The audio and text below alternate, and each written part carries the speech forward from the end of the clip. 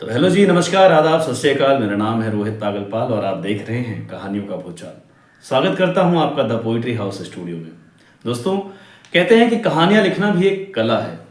बहुत से लोगों की लिखी हुई कहानियां अमर हो जाती हैं और बहुत से लोग उन्हीं कहानियों को जीते भी हैं। कुछ कहानियां लिखी नहीं जाती, उनको बस जिया जाता है। लेकिन उन कहानियों को जीते कैसे हैं, कैसे हम कहानी को पढ़ते पढ़ते खुद उसकी गहराइयों में उतरते चले जाते हैं। एक कहानी लिखने की कोशिश की है। शायद पिछली कहानियों की तरह ये कहानी भी आपको बेहद पसंद आए। आप सबसे उतना ही प्यार मिले जितना पिछली कहानियों को मिला है। मैं रेलवे स्टेशन पर लकड़ी के बेंच पर बैठा हुआ था। कुछ सोच रहा था। जिंदगी से हारा हुआ महसूस कर रहा था। कहाँ जाना था, किस मंजिल को जाना था, कुछ पता नहीं था। मैं कुछ और ख्यालों में उलझ पाता, तभी एक मालगाड़ी बहुत तेज हॉर्न बजाती हुई गुजरने लगी।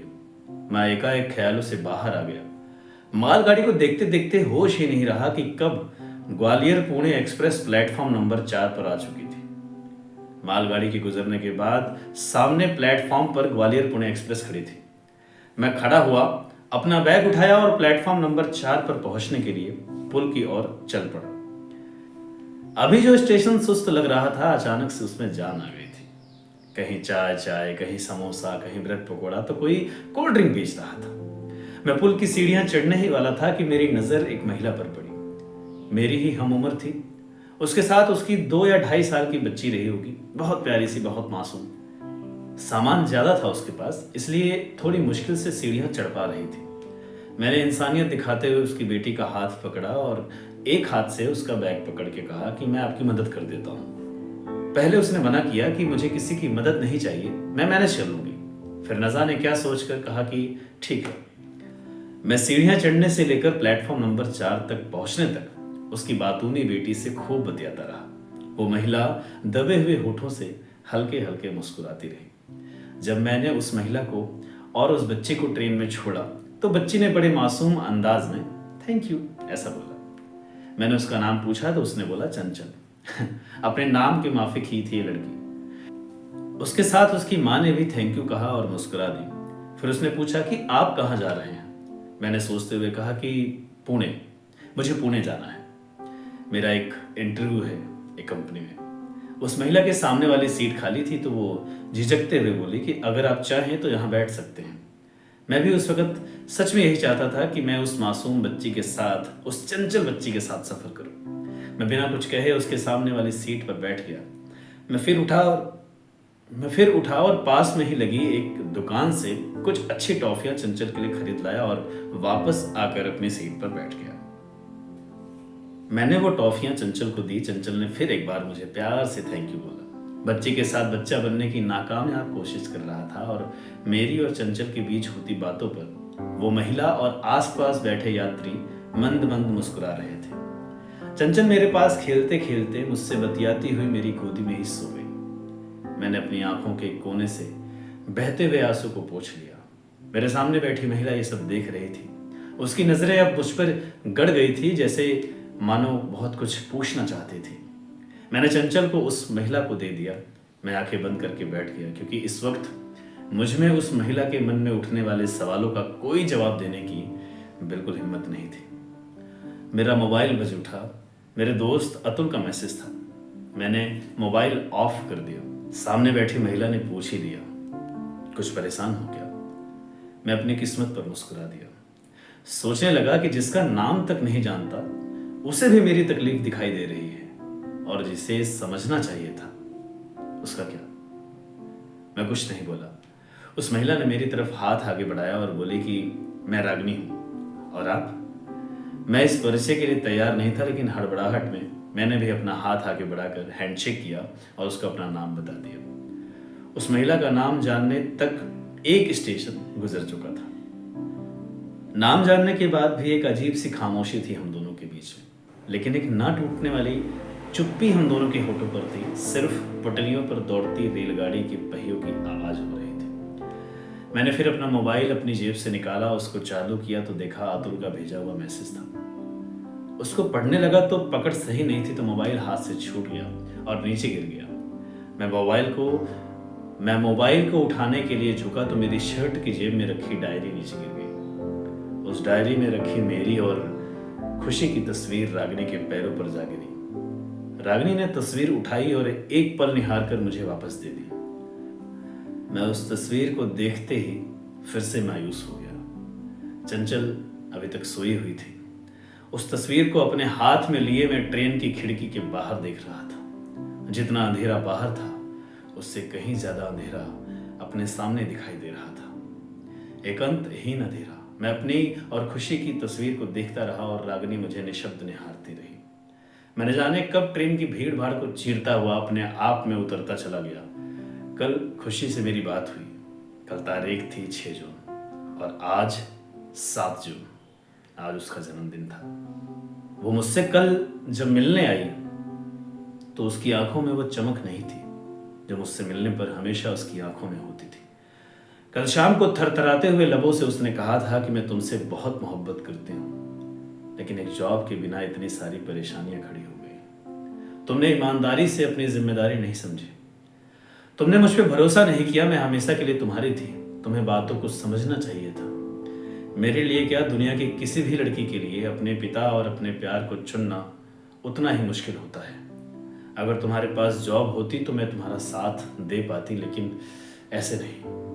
मैंने अपने पापा की बात मानकर, उनका मान रखने के लिए शादी की बात पर अपनी रजामंदी दे दी है। लेकिन तुम ये मत समझना कि मैं तुमसे प्यार नहीं करती थी, मेरा प्यार कम था या मैंने बेवफाई की है। मैं तुम्हें बता चुकी हूँ। उम्मीद करती हूँ कि तुम मेरी बात को समझोगे। मैंने खुशी की बातों को समझने की कोशिश की और कहा कि तुमने तो प्यार में शर्त सी रख दी। तुमने तो हमेशा हर हाल में मेरा साथ देने का वादा किया था। मैं कभी एक पिता और एक बेटी के बीच में नहीं आऊंगा, लेकिन तुमने मुझे हमेशा यही एहसास दिलाया है कि तुम सारी दुनिया से लड़ जाओगी मेरे लिए, लेकिन मेरा साथ नहीं छोड़ोगी। तो फिर आज ये बात सब कैसे हो रही है? मैं थोड़ा अलग किस्म का इंसान हूँ। सीधा सोचना, सीधा बोलना और सीधा सुनना पसंद करता हूँ। खुशी कुछ देर चुप रही, मेरी आंखों में आंखें डालकर बोली, उम्मीद करती हूँ कि तुम मेरी मजबूरी समझोगे। हर किसी को सब कुछ नहीं मिलता। खुशी को शायद समझा जा सकता था। उसकी कही हुई एक एक बात मेरा कलेजा छलनी कर रही। 6 साल के रिश्ते को 6 मिनट भी नहीं लगने दिए और एक ऐसा फैसला सुना दिया जिसके बाद मेरी जिंदगी में बस गम ही गम था। आज उसका जन्मदिन है। पिछले 6 सालों के बाद ये साल ऐसा था जब मैं ना चाहते हुए भी उससे दूर जाना चाहता था, अपनी पहचान बनाने निकल पड़ा था। फिर से आंख के कोने से आंसू ढरक आए। इस बार सामने बैठी सीट पर रागिनी से रहा नहीं गया और मुझ पर कोई अनचाहा हक जताते हुए बोली कि तकलीफ बांटने से कम होती है। क्या बात है, मुझे बताओ। कोई रिश्ता तो नहीं है हमारा, लेकिन फिर भी तुम उस पर भरोसा कर सकते हो। मैं अपनी और खुशी की उस तस्वीर को ट्रेन की खिड़की से हवाओं को विसर्जित कर दिया और रागिनी को जवाब देते हुए कहा कि बस एक अतीत था जिसे हमेशा के लिए पीछे छोड़ आया हूं। वो मुझ पे नजरें टिकाते हुए बोली कि अगर छोड़ ही आए हो तो फिर ये आंसू मन के किस कोने से बाहर है। कितना अजीब होता है ना, कभी कभी अनजाने लोगों से भी कितने जाने पहचाने रिश्ते बनवा देती है जिंदगी। मैं फिर से कुछ नहीं बोला। उसने फिर से मुझसे पूछा कि आगे के लिए क्या सोच रहे हो? वक्त तो किसी के लिए नहीं रुकता, आगे बढ़ना ही जिंदगी है। मैंने अब रागिनी से सवाल किया कि अगर ऐसे ही किसी हादसे से आप गुजरती, क्या तब भी आप यही बातें कहती? अभी जो थोड़ा थोड़ा मुस्कुरा रही थी वो मेरे सवाल सुनकर खामोश हो गई। फिर अपने लबों को धीरे से खोलती हुई बोली कि ये मेरी 2 साल की बेटी है। इसके पैदा होने के बाद ही इसके पापा अमेरिका चले गए और उसके बाद सिर्फ तालाक के कागज आए हैं मेरे पास। कहते थे कि मुझे घर का वारिस चाहिए था। तुम और तुम्हारी बेटी के लिए जो भी हर्जाना बनता है मैं उसे देने को तैयार हूं, लेकिन तुम अपनी जिंदगी देखो। रागिनी के चेहरे पर एक मायूसी छा गई। थोड़ी देर चुप रही, फिर बोली कि मैंने हर्जाना लेने से मना कर दिया। ऐसे इंसान की दौलत से अपनी बेटी की परवरिश नहीं करनी थी जिसके अंदर संवेदनाएं ही ना हो, जो लड़का लड़की में भेदभाव करे और फिर ये बड़प्पन दिखा के दुनिया की नजरों में अच्छा बन जाए। अगर उसके दिए हुए रुपए ले लेती तो समाज की नजरों में वो कभी गुनहगार नहीं कहलाता। ये सब कहते कहते उसकी आंखें गीली हो गई। मैंने हिम्मत करके उसका हाथ अपने हाथ में मिला लिया और उसे दिलासा देने लगा। वो जब थोड़ा सा सहज महसूस करने लगी तब अपनी किस्मत पर हंसने लगा। अभी तक मैं रागिनी से बात करने में हिचकिचा रहा था, या शायद मैं उससे बात करने के लिए तैयार नहीं था, मगर उसकी जिंदगी के एक पहलू को जानने के बाद मेरे मन में उसके साथ न जाने कितने फेरे ले लिए थे।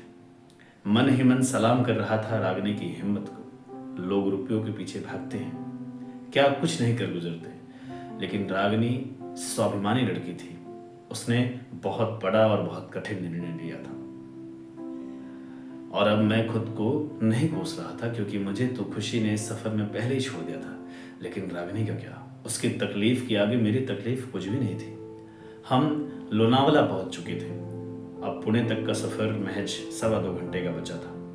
ट्रेन अपनी रफ्तार से चल रही थी। रागिनी अभी भी एकटक मुझे निहारे जा रही थी। उसकी नजरें मुझ पर गड़ रही थी, मानो मन ही मन मुझसे कह रही हो कि तकलीफ सभी को होती है, परेशानियां सभी को होती हैं, लेकिन फिर भी जीना तो हर हाल में पड़ता है। अचानक मायूसी भरे माहौल में चंचल के शब्द खुल गए। वो जाग चुकी थी। अभी कुछ घंटों पहले हुई मुलाकात का सफर मुझसे अब किसी नए रिश्ते का आगाज सा लग रहा था। आज रागिनी से मिलने के बाद ये बातें बहुत अच्छे से समझ चुका था कि प्यार होने में वक्त नहीं लगता। कुछ लोग आंखों के जरिए सीधा दिल में उतरते चले जाते हैं। 6 घंटे पहले रागिनी से मुलाकात हुई। उसने मुझे एक नया आयाम दिया था। रागिनी अब पलकों के कोने से हौले हौले रो रही थी। मैंने उसका हाथ अपने हाथ पर रखकर कहा कि अभी थोड़ी देर पहले जो बातें तुम मुझे समझा रही थी, वही बातें अब मैं तुम्हें समझाऊं क्या? वो मन के किसी कोने से दबी मुस्कान को अपने होठों तक ले आई। वो बहुत प्यारी लग रही थी। मैंने उसका हाथ थामे मन ही मन उसके साथ 7 फेरे ले लिए थे और मन ही मन में सारे वचन भी उसे दे दिए थे। रागिनी ने मेरा हाथ अपने हाथ पर ही रहने दिया। इस वक्त शायद हम दोनों को एक दूसरे के सहारे की जरूरत थी। रागिनी ने फिर सवालिया नजरें मुझ पर गड़ाते हुए पूछा कि क्या सोच रहे हो? मैंने चंचल को उसकी गोद से अपनी गोद में बिठा लिया और फिर रागिनी के हाथ को चूम लिया और कहा कि सोच रहा हूं कि जिंदगी के हर मोड़ पर तुम मुझे यूं ही समझाओ।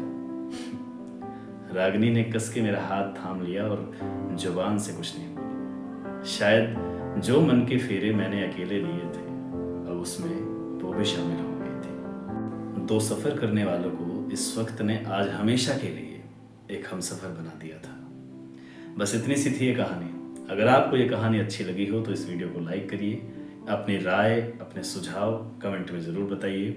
हमारे चैनल को सब्सक्राइब करिए ताकि अगली कहानी की नोटिफिकेशन सबसे पहले आपके पास पहुंचे। और हाँ, अगर कहानी थोड़ी सी भी अच्छी लगी हो तो प्लीज़ अपने दोस्तों तक शेयर कर दीजिए। तो मिलते हैं एक नई कहानी के साथ। तब तक के लिए रखिए अपना ख्याल। मेरा नाम है रोहित पागलपाल और आप देख रहे थे कहानियों का भूचाल। राधे राधे।